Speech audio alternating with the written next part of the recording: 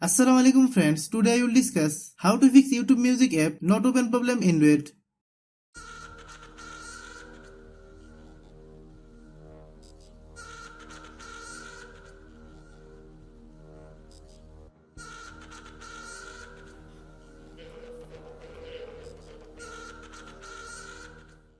Click settings.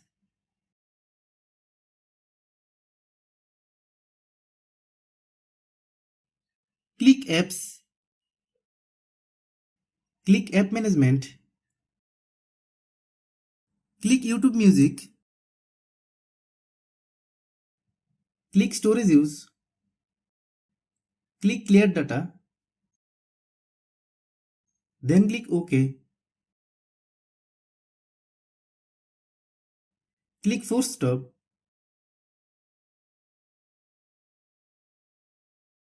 Then open Google Play Store. Then search YouTube music. Click YouTube music. If you get any update, please update. Open YouTube music.